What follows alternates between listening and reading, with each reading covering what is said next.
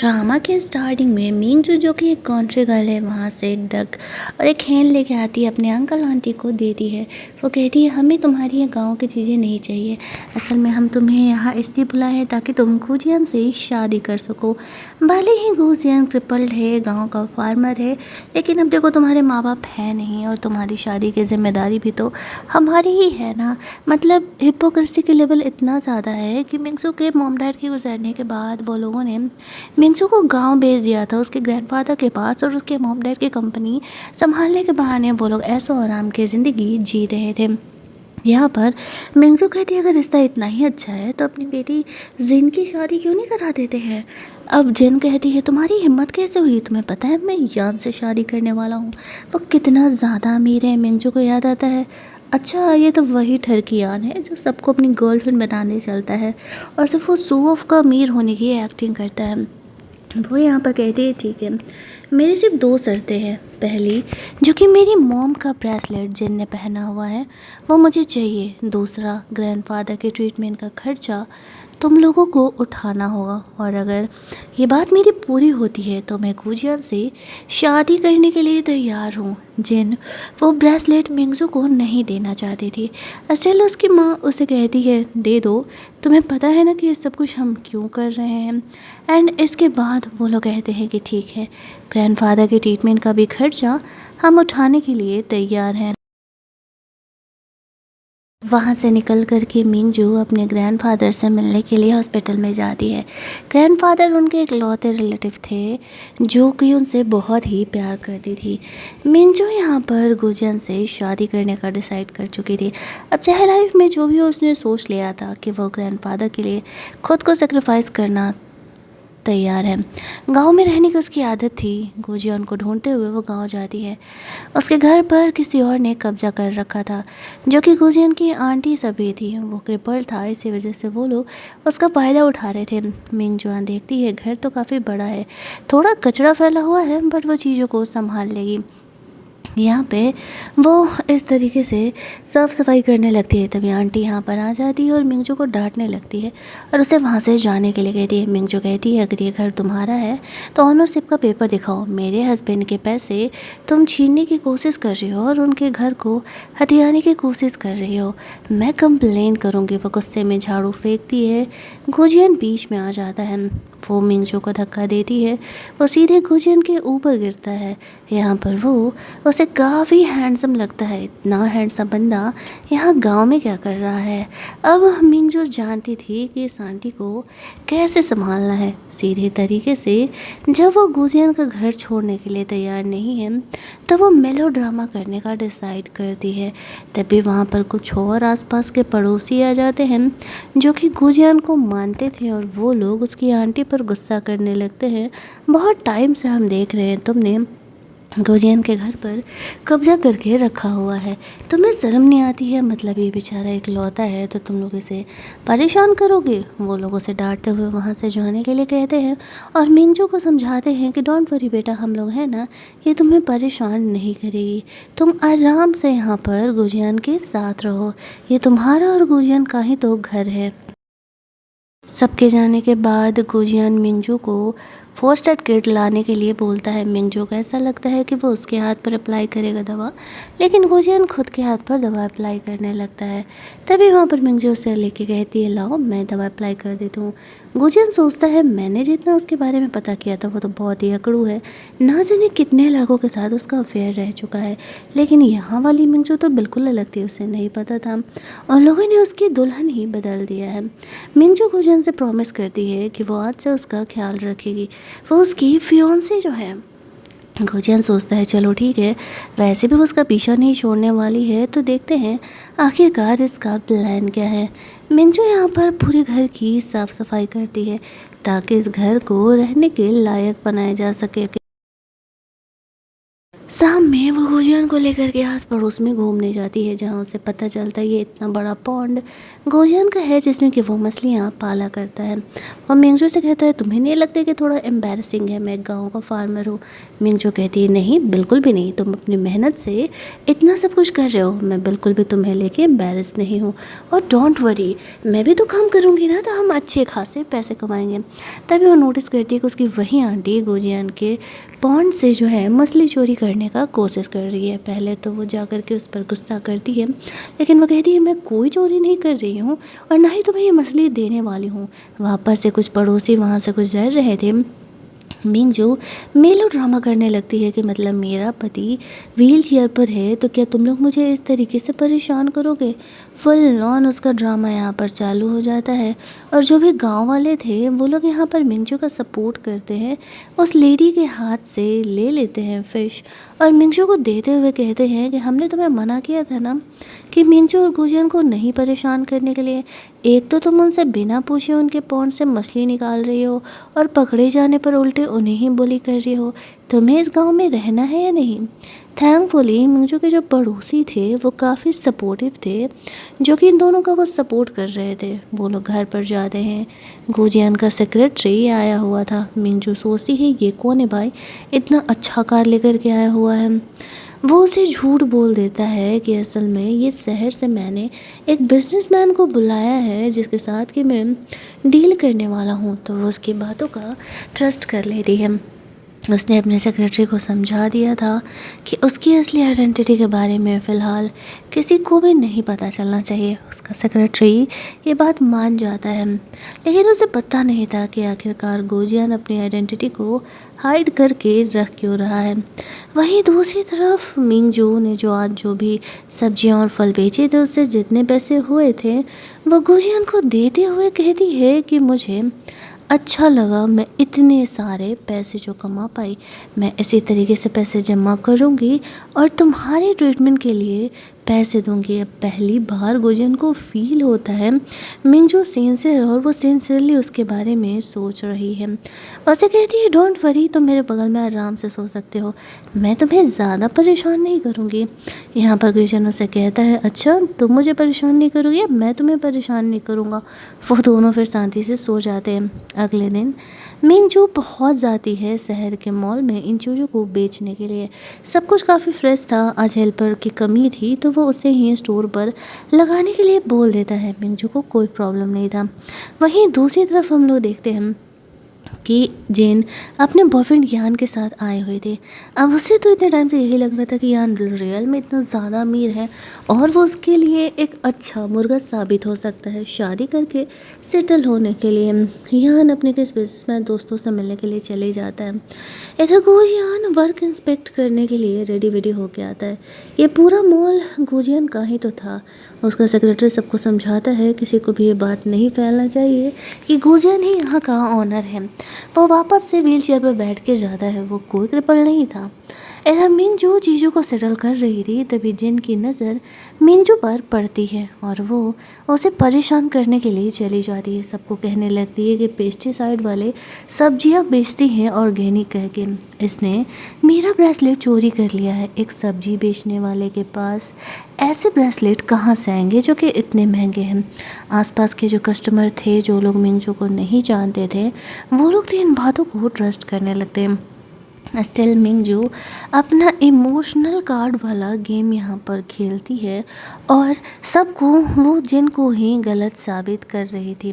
तब तक हम लोग देखते हैं कि यहाँ पर गुजियन भी आ जाता है और वो मिंगजू का सपोर्ट करने लगता है।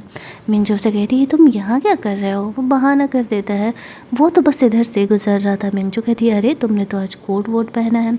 इस बात पर गुजियन झूठ बोल देता है कि हाँ मैं ये बिजनेसमैन के साथ आज डील करने के लिए आया हुआ था ना, इसी वजह से मैंने थोड़े फॉर्मल ड्रेस पहने हुए थे। मिंजू कहती है तुम तो सच में काफ़ी हैंडसम लग रहे हो। वहाँ स्टोर का मैनेजर आता है, वो तो गुजियन को जानता ही था। जब उसे पता चलता है गुजियन के साथ है मिंजू, तो वो मिंजू को भला कहीं कुछ बोल पा रहा था।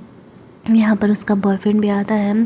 वो मिंगजू को जिन के साथ बदतमीजी करता हुआ देख करके बहुत ही गुस्सा करने लगता है। जिस बंदे के साथ वो डील करने के लिए मरे जा रहा था वो बंदा उसके सामने खड़ा था, लेकिन यान को पता ही नहीं था कि वही बंदा है। हालांकि वो उसके सेक्रेटरी को ज़रूर पहचानता था और वो उससे कहता है कि देखो जो कुछ भी मेरी गर्लफ्रेंड कर रही है ना, ये सारे ड्रामे को हम जाने देते हैं, इससे प्लीज़ तुम मेरे इन्वेस्टमेंट को बीच में मत लाना। अब वो सेक्रेटरी यहाँ पर गुजियन के सारे समझने का कोशिश करता है। यहाँ पर मिंजू देखती है कि वो सेक्रेटरी गुजियन की कुछ ज़्यादा ही बात मान रहा है। स्टिल यहाँ पर उसे डाउट नहीं होता है कि हो सकता है इस कंपनी का असली बॉस गुजियन ही हो। वो और जिन आपस में लड़ झगड़ रहे थे। यान मिंजू को धक्का दे देता है जिससे उसके सर में चोट लग जाता है और खून आने लगता है। जल्दी जल्दी गुजियन तो मिंजू को हॉस्पिटल लेकर के जाता है। बाकी का काम तो उसका सेक्रेटरी ही संभाल लेता है। स्टिल उन्हें ये नहीं पता था कि गुजियन ही वो बॉस है जिससे कि वो यहाँ पर डील करने के लिए आए हुए हैं। जब उसका सेक्रेटरी यान के साथ डील करने से मना कर देता है तो वो उसे काफ़ी रिक्वेस्ट करता है, लेकिन गुस्से में वो उसे वहाँ से जाने के लिए कहता है। जिन कहती है तुम तो कह रहे थे कि बॉस का सेक्रेटरी तुम्हारा बेस्ट फ्रेंड है, तो आज उसके पैरों में क्यों गिर रहे हो। यान और जिन आपस में लड़ने लगते हैं। वहीं दूसरी तरफ गुजियन मिंजू को हॉस्पिटल लेके जाता है जहाँ पर कि थोड़ी सी उसकी आँख खुलती है। उसे ऐसा लगता है कि उसने गुजियन को चलते हुए देखा क्या। गुजियन यहाँ पर यान और जिन पर नज़र रखने के लिए कहता है। जब मिंजू को होश आता है तो वो गुजियन को अपने पास देखती है। वो उसे कहती है मुझे ऐसा लगा कि मैं तुम्हें चलते हुए देख रही थी, क्या तुम्हारे पैर तो ठीक है ना। गुजियन कहता है हो सकता है कि सर पर चोट लगने की वजह से वो चीज़ों को हेलुसिनेट कर रही होगी, भला वो कैसे चल सकता है। मिंजू उसे कहती है कि तुम इतने बड़े हॉस्पिटल मुझे क्यों ले करके आ गए, सर पर थोड़ा चोट ही तो लगा था, मैं ठीक हूँ ना। यहाँ फोस्टर करके काम चल जाता, हम पैसे बचा रहे हैं ना ताकि मैं तुम्हारे पैर का ट्रीटमेंट करा सकूँ। गुजियन ये बात सुन के और इमोशनल हो जाता है और वो मिंजू की जेन्युइन फीलिंग को समझ पा रहा था। दोनों यहाँ पर जब भी करीब होते थे ना तब कोई ना कोई हर बार आ जा रहा था। मिंजू यहाँ पर काफ़ी ऑकवर्ड फील करने लगी थी। गुजियन वापस से यहाँ पर मिंजू का फर्स्ट एड करता है और उसे कहता है कि डोंट वरी, वो जल्दी ही ठीक हो जाएगी। मिंजू को गुजियन का यह केयर बहुत ही सही वाली फीलिंग दे रहा था। थोड़ी देर वो बाहर टहलने के लिए जाती है तो जिनकी मॉम को देखती है। वो यहाँ किसी से मिलने के लिए आई थी। मिंजू को उसकी मॉम से पैसे निकलवाने का अच्छा मौका मिल जाता है। बाहर जाकर के वो तमाशा करने लगती है मेलो ड्रामा वाला। आंटी माना कि मैं आपकी बेटी की तरह हूँ, बेटी नहीं हूँ, लेकिन देखिए आपकी बेटी ने मेरा क्या हालत किया है। मैं जॉब पर टाइम पर नहीं जा पाई, मेरा मेंटली इतना प्रॉब्लम बढ़ा और ऊपर से फिजिकली मुझे चोट लगा, तो आपको तो कंपनसेट करना पड़ेगा ना। मैंने तो जिनको कुछ भी नहीं बोला। गुजियन भी यहाँ पर आता है। मिंजू से सारा करती है और वो दोनों ही मिल करके फुल ऑन अपना मेलोड्रामा यहाँ पर चला रहे थे।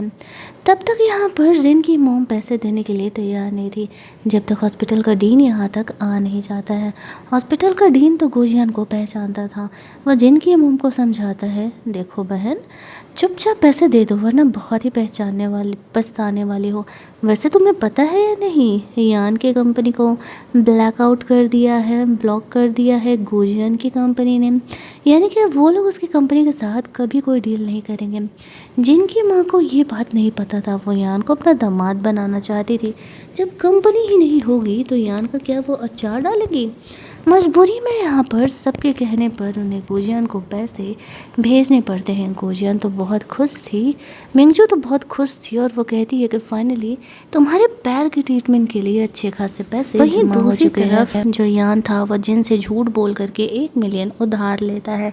जिन उसे पैसे दे देती है सिर्फ इसी लालच में कि एक बार उससे शादी हो जाएगी तो वो उससे अच्छा खासा पैसा निकलवा लेगी, लेकिन उसे नहीं पता था कि यान अंदर ही अंदर अब बैंक करप्टी के कगार पर खड़े था। दूसरी तरफ मिंगजू और गुजियान घर जाते हैं, जहाँ पर कि मिंगजू और भी ज़्यादा वर्क करना चाहती थी। गुजियान उसे कहता है, तुम अभी भी हॉस्पिटल से डिस्चार्ज होकर के आई हो, तुम्हें काम के बारे में इतना सोचने की ज़रूरत नहीं है, तुम रेस्ट करो। मिंगजू गुजियान को बाहर अच्छे रेस्टोरेंट में लेके जाती है, जहाँ पर कि उसने अपना नया फार्म हाउस खोला था। गुजियान के साथ मिल करके वो यहाँ पर उसका एडवर्टाइजमेंट कर रही थी, सबको बताती है कि गुजियान उसका ओनर है। अब गुजियान इतना हैंडसम था कि लड़कियां तो यहाँ पर गुजियान के फार्म हाउस में इंटरेस्ट ले रही थी। तभी वो गलती से वहाँ पर यान से मिलती है, और यान यहाँ पर पिछली बेइज्जती का बदला अब मिंजू से लेना चाहता था, क्योंकि उसे ऐसा लग रहा था कि जो कुछ यहाँ पर उसके साथ हुआ, उसके कंपनी के साथ हुआ, वो सब कुछ मिंजू के वजह से ही तो हुआ था। वो लोगों को भी यहाँ पर अपने साथ कर लेता है। मिंजू और गुजियान का इंसल्ट करने के बदले वो उन्हें पैसे ऑफर कर रहा था। मिंजू गुजियान को कहती है, ढक्कन की बात को तुम बिल्कुल भी बुरा मत मानना। उनके बीच यहाँ पर खींचातानी होने लगती है, लड़ाई झगड़े होने लगते हैं। होटल का मैनेजर यहाँ पर आता है, वो उल्टे यान पर ही गुस्सा करता है और कहता है कि तुम्हारी हिम्मत कैसे हुई है हमारे कस्टमर के साथ ऐसे बात करने के लिए, क्योंकि उसे मना किया गया था गुजियान की आइडेंटिटी को रिवील करने के लिए। मिंजू यहाँ पर थोड़ी देर के लिए जब वहाँ से जाती है, तब यान को असल में गुजियान की असलियत के बारे में पता चलता है कि जिस बॉस के साथ वो काम करना चाह रहा था, असल में वो बॉस तो गुजियान ही है। अब उसकी हालत ही ख़राब हो जाती है कि अब तो वो गया काम से। यहाँ पर गुजियान जो था उस में कुछ शो वगैरह होने वाला था, यहाँ पर एग्जीबिशन टाइप। वो मिंजू ने जो शो खोला था, जो फार्म हाउस खोला था, उसी फार्म हाउस में उस एग्जीबिशन को रखवा देता है, जो कि यान अपने फार्म हाउस पे रखवाने का प्लान कर रहा था।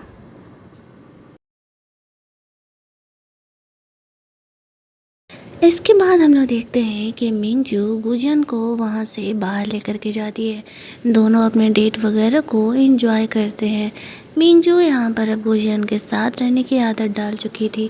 साथ ही में गुजियान यहाँ पर मिंगजू के डैड की कंपनी के लिए प्रॉब्लम क्रिएट करना भी तो स्टार्ट कर देता है।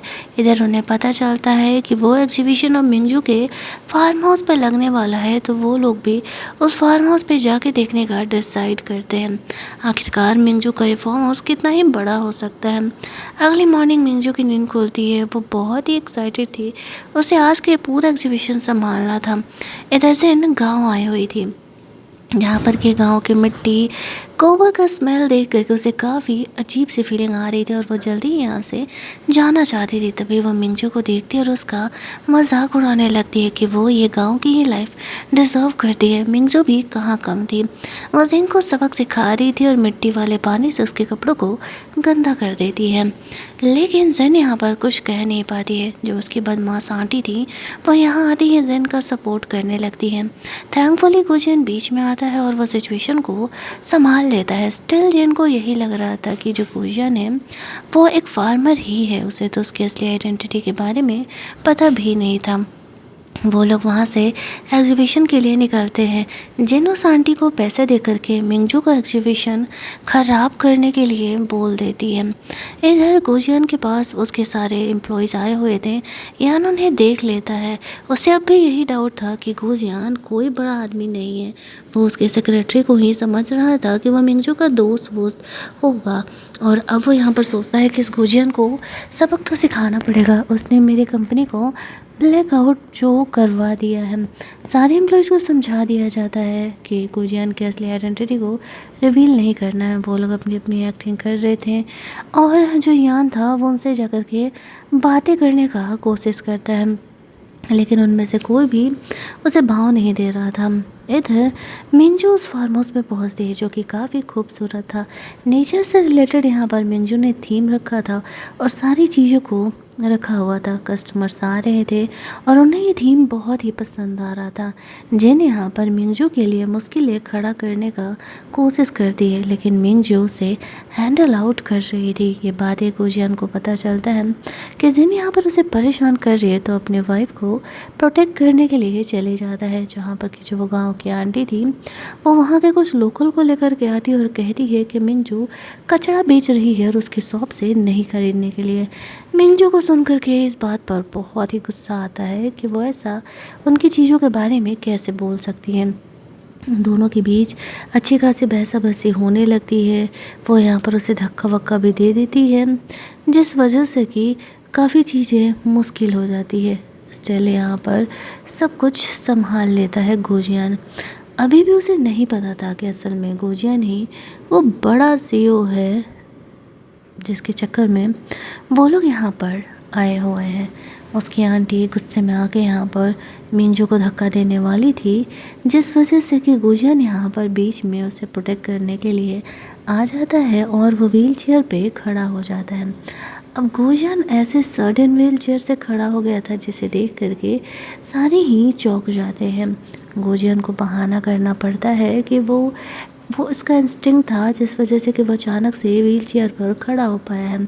उसके पैर अभी पूरी तरीके से ठीक नहीं हुए हैं। मिंजू भी यहाँ पर गुजियन के इस बात को मान लेती है।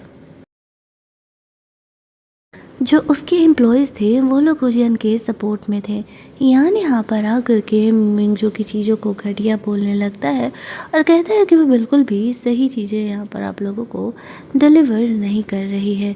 इसी चीज़ का तो इंतज़ार कर रही थी जिन, लेकिन ये तमाशा भी ज़्यादा देर तक नहीं चल पाता है क्योंकि गुजियन यहाँ पर चीज़ों को अच्छे तरीके से हैंडल आउट कर लेता है। जो लोग भी मिंजू की चीज़ों का बुराई कर रहे थे वो उन्हें कहता है कि पहले आप लोग इन चीज़ों को एक बार ट्राई करिए और ट्राई करने के बाद ही यहाँ पर इस तरीके से हम आपको बता पाएंगे कि ये असल में ख़राब है या अच्छा है। अब जो लोग भी उन्हें असल में ट्राई कर रहे थे उन्हें वो बहुत ही पसंद आ रहा था। जो यान था वो वहाँ पर आए कुछ स्टाफ लोगों को भड़काने का कोशिश कर रहा था, लेकिन वो लोग अपने बॉस के ख़िलाफ़ जाने के बारे में तो सोच भी नहीं सकते थे और गुजियन को उनकी आइडेंटिटी हाइड करके रखनी थी। इसी वजह से वो लोग बस चुपचाप ही थे, कोई कुछ बोल ही नहीं पा रहा था। हाँ, यहाँ पर यान की पिटाई ज़रूर लगाई जाती है। उसकी कंपनी तो अभी ब्लैकआउट ही हुई थी ना, और भी मुश्किलें उसके लिए बढ़ जाती है, जिस वजह से कि हम लोग देखते हैं कि वो सारा जिम्मेदारी इस मैटर को जैसे तैसे यहाँ पर संभाला जाता है। गुजियन का सेक्रेटरी बीच में आता है। यान की कंपनी को ब्लैकआउट करने के बाद उसके लिए और ज़्यादा मुश्किलें बढ़ जाती हैं। मिंजू यहाँ पर हंस रही थी कि अगर तुमने मुझसे पंगा नहीं लिया होता तो ये सब कुछ होता ही नहीं। यहाँ पर स्टिल उसे नहीं पता था कि गुजियन इतना बड़ा बॉस है, लेकिन यान को तो पता चल चुका था। साथ ही में जिन को भी ये बात पता चल चुका था कि यान किसी काम का नहीं है, वो असल में कोई अमीर नहीं है। दूसरी तरफ हम लोग देखते हैं कि जो गुजियन था वो मिंजू को कहता है कि वो कभी भी उसे बचाने के लिए बीच में नहीं आएगी, चाहे जो भी हो जाए वो सबसे पहले अपनी सेफ्टी करेगी, वो उसे कभी नहीं खो सकता है। यहाँ पर यान और जिन का ब्रेकअप हो जाता है। अब जिन थी गोल्ड डिगर, उसे चाहिए थे पैसे जो कि यान के पास थे नहीं, लेकिन मिंजू गुजियन के साथ खुश थी।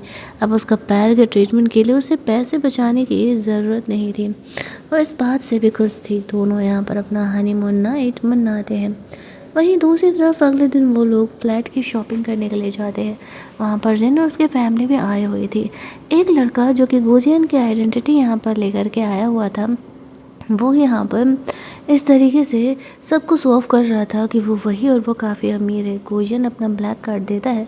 शॉप कॉर्नर समझ जाता है कि मिस्टर गुजियन है, ना कि कोई एरा गैरा गुजियन। वो उन्हें कहता है आपको जो भी फ्लैट लेना है आप ले लीजिए, हमें कोई प्रॉब्लम नहीं है, और अगर कोई किसी ने पहले लिया भी है तो हम फ्लैट आपको प्रेफरेंस पर दे देंगे। ये देख करके जिन की फैमिली भी कन्फ्यूज हो जाती है कि वो लोग आखिरकार उसे क्यों सपोर्ट कर रहे हैं, और जो गुजियन था वो चुपचाप यहाँ पर हो रहे तमाशे को देख रहा था। जो वो बदमाश इंसान था वो एक फ्रॉड था, जिनको एक लोन के पेपर पर वो धोखे से साइन करवा लेता है, ये कहते हुए कि मैं ये फ्लैट तुम्हारे लिए ख़रीद देता हूँ, क्योंकि मिंजू की औकात नहीं है ये फ्लैट ख़रीदने की। फ्लैट का प्राइस ही 80 मिलियन था। उन्हें ऐसा लग रहा था कि गुजियन का इतना अमीर हो सकती है। वो उन पेपर्स को बदल दिया था। गुजियन इन चीज़ों को देख लेता है। वो तो सिर्फ सिचुएशन के मज़े ले रहा था। पेपर साइन कराने के बाद तो वो लड़का फरार हो जाता है। अब जिनके सर पे 30 मिलियन का लोन था, यहाँ पर वो इन सब का जिम्मेदार मिंजू को ठहराने लगती है। मिंजू हंसते हुए कहती है, तुम्हारी आदत नहीं गई ना अपनी गलती दूसरे पे मरने की। दूसरे सीन में हम लोग देखते हैं कि खुशियान एक कॉन्फ्रेंस अटेंड करने के लिए गया हुआ था, जहाँ पर के दूसरे कंपनीज के सीईओज आए हुए थे। वो लोग खुशियान के साथ डील करना चाह रहे थे, और यहाँ पर यान के जिन के फादर भी आए हुए थे। वो गुजियान को कहता है कि एक फार्मर मिस्टर गुजियान के सीट पर बैठने की औकात कैसे रख सकता है। लगता है कि तुम्हारी हिम्मत कुछ ज़्यादा ही बढ़ गई है।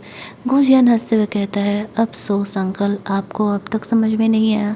अगर मैं इस चेयर से उठ गया तो फिर आप मीटिंग किससे करोगे, क्योंकि मैं ही तो वो मिस्टर गुजियान हूँ जिसके साथ डील करने के लिए अब आए हुए हो। और रही बात आपके साथ डील करने की, तो वो मैं कभी नहीं करने वाला हूँ। तुम्हारी कंपनी अब सिर्फ फ्रॉड के बेसिस पर चल रही है। तुम्हें क्या लगा मुझे ये बातें पता ही नहीं होंगी? जब भी बात जिन के फादर को पता चलता है तो शुरुआत में तो इस बात को ट्रस्ट नहीं करते हैं, लेकिन जब शेयर होल्डर्स कहते हैं कि वो गलती कर रहा है, यही मिस्टर गुजियान है, तो फिर तो उसका शक्ल देखने लायक था। अब उसकी कंपनी पूरी तरीके से बैंकरप्ट हो चुकी थी। बड़ा डील साइन करने की खुशी में कंपनी के सारे लोग पार्टी मना रहे होते हैं। वहाँ पर उसने मिंजू को भी बुलाया था, ये कह के कि हमारा फार्म हाउस का एग्जीबिशन जो था वो काफ़ी सक्सेसफुल रहा है। तभी वहाँ पर जेन आ जाती है।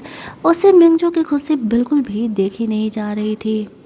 अब जब जिन को भी इस बात का अंदाज़ा लग गया था कि गुजियान कोई फार्मर नहीं है, वो असल में इतना बड़ा बिजनेसमैन है, तो वो इस बात का ड्रामा करने लगती हैं मिंजू के सामने। अब मिंजू को पता चलता है कि गुजियान असल में कोई फार्मर नहीं है, वो इतना बड़ा सीईओ है। तो वो गुजियान से इस बात को लेके गुस्सा करने लगती है कि वो उसे झूठ कैसे बोल सकता है। वो उसके पैरों को ठीक करने के लिए इतने पैसा जमा करने का कोशिश कर रही थी, और वो उससे झूठ बोल रहा था। वो उसे माफ़ी मांगता और कहता है कि वो शुरुआत में उसे जानता नहीं था, इसी वजह से वो यहाँ पर नहीं समझ पाया कि उसे कैसे रिएक्ट करना है। दूसरी तरफ हम लोग देखते हैं कि वो उसे माफ़ कर देती है, सोचती है कि चलो सबकी अपनी मजबूरियाँ, अपनी जिम्मेदारियाँ होती हैं। वो उसके पॉइंट ऑफ व्यू को समझ करके उसे माफ़ कर देती है, लेकिन दोबारा उसे कभी भी किसी भी मामले में झूठ नहीं बोलने के लिए कहती है। अब वो लोग सोचते हैं कि इतना अच्छा हमने चांस खो दिया। अगर हमारी शादी, जिनकी शादी गुजियान से हो जाती, तो आज वो लोग अमीर होते। उसे नहीं पता था कि उसके बिहेवियर की वजह से गुजियान ने मिंजू से शादी की थी, ना कि इस वजह से कि वो इस अमीर फैमिली की बेटी है। अब वो उससे मनाने का कोशिश कर रहा था। थोड़ा भाव खाना तो बनता है ना। मिंजू को गुजियान ऊपर पहाड़ों पे लेकर के जाता है। उसने एक प्रॉपर प्रपोजल वाला सब कुछ सेटअप किया था, जहाँ पर कि वो उसे प्रपोज करता है। फाइनली मिंजू उसकी वाइफ बनने के लिए उससे हाँ कह देती है। कहती है चलो ठीक है, अब तुम इतना सब कुछ कर रहे हो तो मैं तुम्हारी वाइफ बनने के लिए तैयार हूँ। इधर दूसरी तरफ घर पर हम लोग देखते हैं कि जिन को उसके फादर कहते हैं कि हमें कैसे न कैसे करके यहाँ पर गुजियान को तुम्हारा हस्बैंड बनाना ही हो। एक तो कंपनी इतनी बुरी हालत में है, और दूसरा की शुरुआत में तो वो तुम्हारा ही हस्बैंड होने वाला था ना। वो लोग प्लान करते हैं कुछ ना कुछ इस तरीके से, उन लोग इन चीज़ों को हैंडल आउट करेंगे। अब दूसरी तरफ हम लोग देखते हैं कि मिंजू को तो इस बारे में नहीं पता था, और वो गुजियान के साथ एक हैप्पी लाइफ के बारे में सपने देख रही थी। गुजियान भी मिंजू के साथ अब सच में शादी वादी करने का प्लान कर रहा था। मिंजू अगले दिन अपने ग्रैंडफादर से मिलने के लिए हॉस्पिटल गई हुई थी, जहाँ पर कि गुजियान भी जाता है, और वो देखता है कि वो अपने ग्रैंडफादर से यहाँ पर मिलने के लिए आए हुए, जिनको कि अब होश आ चुका है, और उन्हें तो कोई आइडिया भी नहीं था इस बारे में। मिंजू यहाँ पे ग्रैंडफादर का ख्याल रख रही थी, और वो चाह रही थी कि ग्रैंडफादर जल्द से जल्द ठीक होकर के उनके साथ आ जाए। इधर जो जिन थी वो मिंजू को फंसाने का कोशिश करती है, वो उसे किडनैप करने का कोशिश करती है, उसे दूसरे आदमियों के साथ सेट करने का कोशिश करती है, जिसके बाद कि वो ये सोचती है कि शायद इस वजह से गुजियान अब उसे छोड़ देगा। लेकिन उसे पता नहीं था कि गुजियान को इस बारे में पहले ही पता लग चुका था। उसने उसे आइडिया दे दिया था वो जो कुछ भी करने वाली है। वो वहाँ पर पहुँच जाता है। जिन अब भी मिंगजू की बुराई कर रही थी, लेकिन जिन की बातों का भरोसा करने के बजाय वो यहाँ पर उस पर बहुत ही ज़्यादा गुस्सा करते हुए साफ तौर से कहता है कि तुम सीधे तरीके से बताती हो या नहीं कि आखिरकार वो किधर है। एट द एंड उसे बताना पड़ता है। वो लोग कमरे में जाते हैं तो मिंगजू ने पहले ही उन लोगों को वो सबक सिखा दिया था, और अब जो ये हरकत उसने किया था इस वजह से उसको अच्छा खासा सुनना पड़ता है। हालांकि यहाँ पर मिंगजू जिन को फ़िलहाल के लिए जाने देती है, लेकिन ये उसकी लाइफ की बहुत बड़ी गलती थी। अगर उसी समय उसने उसे एक प्रॉपर पनिशमेंट दिलाया होता ना, तो शायद यहाँ पर उसे ये सब कुछ झेलना नहीं पड़ता। वहीं दूसरी तरफ हम लोग देखते हैं कि जो जिन के फादर थे वो मिंगजू को कहते हैं, जो जिन को कहते हैं कि वो उसकी कंपनी को जाने थे, लेकिन वो कहता है कि जब तुम मेरी बीवी को परेशान कर रहे थे तब तुम्हें सोचना चाहिए था। ऊपर से मिंगजू तो चाहती ही थी कि यहाँ पर उसके डैड की कंपनी, अंकल की कंपनी बंद हो जाए, क्योंकि उन्होंने धोखे से उसके मॉम डैड की कंपनी को हथियाया था, और उस टाइम वो इतनी वीक थी कि वो कुछ कर नहीं सकती थी। इसी वजह से यहाँ पर फाइनली बहुत सारी चीज़ों को उन पर अप्लाई किया जाता है, जिस वजह से कि जिनकी डैड की कंपनी बैंकरप्ट हो जाती है। लेकिन जिन ने अब भी हार नहीं माना था। वो तो मिंगजू के पीछे ही पड़ी हुई थी। आकर के लड़ाई झगड़ा करने लगती है, फुल ऑन तमाशा करने लगती है। वो लोग कैसे भी करके गोजियन से उसकी शादी कराना चाहते थे। गोजियन उन्हें क्लियर कर देता है कि वो मिंगजू से प्यार करता है, और उसके अलावा वो किसी से भी शादी करने के लिए तैयार नहीं है। इनकी लाइफ मस्त चल रही थी। जिन और उसकी फैमिली अब बैंकरप्ट हो चुके थे। वो लोग जिन को ही इन चीज़ों का जिम्मेदार ठहरा रहे थे। गुस्से में आकर के जिन अपना गुस्सा मिंगजू पर निकालने के लिए जाती है और गुस्से में उस पर अटैक करने लगती है। थैंकफुली गुजियन बीच में आ जाता है, मिंगजू को सेव कर लेता है, और यहाँ पर इस बड़े क्राइम की वजह से जिन को जेल भेज दिया जाता है। कहानी की एंडिंग थी, एंडिंग की तरफ ये चीज़ें बढ़ रही थी। जिन जेल जा चुकी थी, उसकी फैमिली बैंकरप्ट हो चुकी थी, मिंगजू के ग्रैंडफादर ठीक हो चुके थे। वो लोग मिंगजू के ग्रैंडफादर को घर लेकर के आते हैं, और यहाँ पर फाइनली अब वो दोनों हैप्पीली एवर आफ्टर रहने लगते हैं। गोजियान मिंगजू दोनों साथ में थे। कहानी एक हैप्पी एंडिंग के साथ एंड होती है। अगर आपको ये कहानी अच्छी लगी होगी, वीडियो को लाइक और शेयर करना मत भूलना। चैनल को सब्सक्राइब कर लेना ताकि नए वीडियोज़ के नोटिफिकेशन आपसे मिस ना हो। चलिए जल्दी से मिल लेते हैं हम लोग एक और नई कहानी के हिंदी एक्सप्लेनेशन में। तब तक के लिए कीप लिसनिंग।